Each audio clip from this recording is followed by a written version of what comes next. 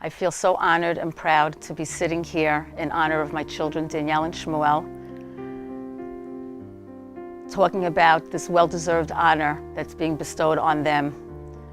They are such a wonderful couple who complement each other so well. It's so nice to see young parents so involved in RJJ, taking on projects that they feel comfortable in taking on, whether it's Shmuel getting furniture for the school, or the two of them doing the Shalach Manas project for the school, where Shmuel has to source all these products from China, or schlepping boxes, or organizing an assembly line, to Danielle coming up with the theme, to her designing the bags, to writing the newsletter, to getting the local products, or the challah bake that she decided to take on, Ilu Nishmas Yaakov Raphael, the baby who passed away Pesach time. And it wasn't just that she wanted to bake challah with me and Adira, she wanted to bake challah with as many people as she could bake challah with, and that meant calling the school. So it was decided that the 7th and 8th grade girls were going to partake in this challah bake. So that meant that Danielle now had to make a dough with a 50-pound bag of flour.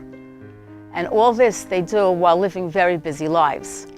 They are wonderful parents with a wonderful, happy home that's filled with joy. You only have to look at Adira and Kovi to know how wonderful Danielle and Shmuel are. They are such happy children with smiles on their faces, singing. They're filled with simcha, filled with joy, filled with happiness. And I'm just so proud. I just want to wish Danielle and Shmuel a mazel tov on this wonderful, beautiful honor. And I know that they're going to continue being a source of nachas to me and Daddy and the entire family. So I really want to wish, besides my children, a mazel tov. You know, the school, just keep going and you know, year after year, just making all these children B'nai Torah, and you're really doing an amazing job. The honor that my children are receiving tonight is something very, very special.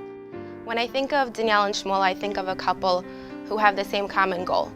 They're selfless, considerate, and have so much passion for Torah values. On any given day, if you walked into Danielle and Shmuel's house, you would find Danielle working on something, whether it's a boutique, a shalach manos, a challah bake, and you'll hear Shmuel in the background practicing laning. And that just goes to show how they value Torah, mitzvos, and living a Torah life. Danielle and I have been friends for over 15 years, and we speak at least 10 times a day. And if I don't hear from Danielle by 10 a.m., I want to call Shmuel, find out where she is. I'm worried about her. I'm sending out the search party. But then I realized over the last few months that the days that I don't hear from Danielle all day, it's because she's working on something. She's working on something for the school, for the shul, her community, her family.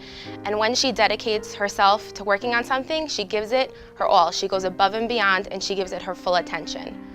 So when I do finally speak to Danielle after that long day of worrying about her, she'll tell me all the things she's been working on that day and what she's doing and running here and there and errands and contacting Shmuel to help her work on things. And it all just sounds so overwhelming to me that I finally just say to her, you know, you aren't busy enough. You know, why do you do this to yourself? And her answer is always, because I can. And that's just such an amazing lesson that Danielle and Shmuel have taught me and can teach all of us, because we all live busy lives. They're extremely busy. We all make a million excuses, but with the attitude of because I can, we can all accomplish so much more, and we can all give back so much more. And that's really the essence of why this honor is so important and is such an inspiration to me and to everybody here tonight. Danielle and Shmuel are the type of couple that's keeping the community vibrant and active and together, all behind the scenes. And I mean very behind the scenes. Shmuel, I'm sure most people know this, is a very, very active member of Hatzalah, and it took me about a year to find this out. We were eating with them together, and Shmuel just had to run out, middle of the meal, drop everything. That's the type of people that they are. They do a lot of things, many things for the community. They keep everything exciting, young, vibrant, and you find out these things long after it's done. And I know he lanes every parsha. He has laned every parsha, every Megillah. Any lady that misses it or watch the kids, everyone knows you go to Shmuel. He is laning it 10 times, 15 times after. Usually he'll finish the Megillah before the fast is even over, so with every word done correctly. That's Danielle and Shmuel. Everything that's getting done, everything that it usually falls between the cracks in other communities, they pick up, and without anyone, without any fanfare, without anyone knowing about it. Danielle involves herself in everything. This year, I know for a fact that she helped out the PTA with the Mishloach Manos. She did the Malava Malka, and she also did, I think, the book sale. And that's the stuff I know about. There's probably more than that. But that's things that the school needed done. I met her a few weeks ago in the RJJ parking lot, and I said, Danielle, what are you doing here?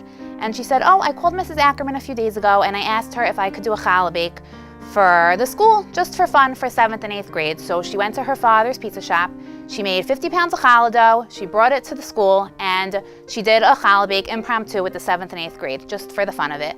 And that's just the type of couple that Danielle and Shmuel are. They involve themselves, they volunteer, they do things just to better the community and make it a better place. When my daughter Adira started in pre-1A, I was nervous, I was anxious, I really didn't know it. Like, knowing Staten Island like the back of my hand and then starting a new school that I literally knew nothing about, it just made me very nervous.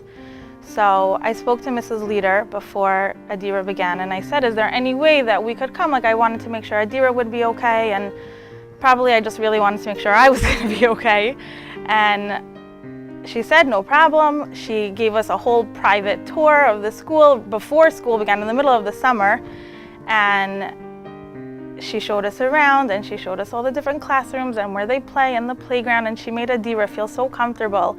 And not even Adira, but she made me feel so comfortable. Like, I guess when you're an adult and you don't know certain things, it gets like hard to get used to something new, and she just made me feel so warm and so welcome and so comforting, and that's really the overall feeling of the school. And I remember speaking to Chana Reichman about it and like saying, like, I'm just so nervous, like, to start, I hope she'll be okay, I guess I hope I'll be okay.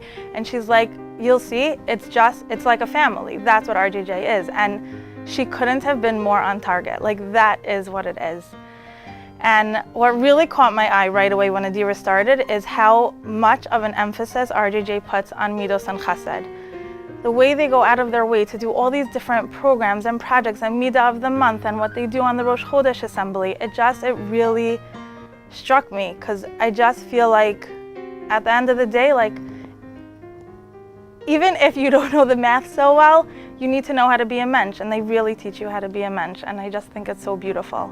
As a parent, your primary relationship with any school that your kids go to is through your children. You have to go off of their cues. You're not able to go into the school and experience the school the way they do.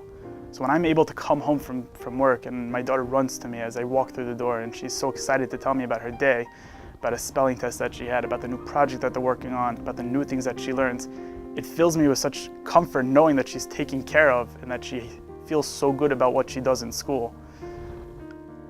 Having that confidence just makes you feel like you want to give something back, like you want to do something to show how much it matters to you that they take care of your school, that they make you feel so good about your daughter being in a comfortable place, being able to learn, being able to grow, gives you the confidence to continue to support them and send your other kids there.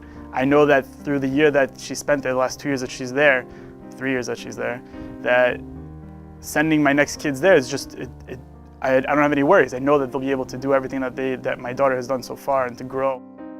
I just want to wish them both mazel, bracha, hatzlacha in their entire lives. It's a very tough world, and just keep doing what you're doing, and I think it will be amazing. Beautiful children, you're both beautiful, and just keep doing everything. We love you, mazel tov. It's an honor to be able to support and give back to RJJ. We're really indebted to you, and we thank you for the endless hours and everything that you do to put in, all the teachers and the staff and Mrs. Ackerman and Mrs. Leader and everybody involved that makes it such a beautiful school, and we're just so thankful. So Thank you for everything, and we just wanted to wish a mazel tov to all the other honorees.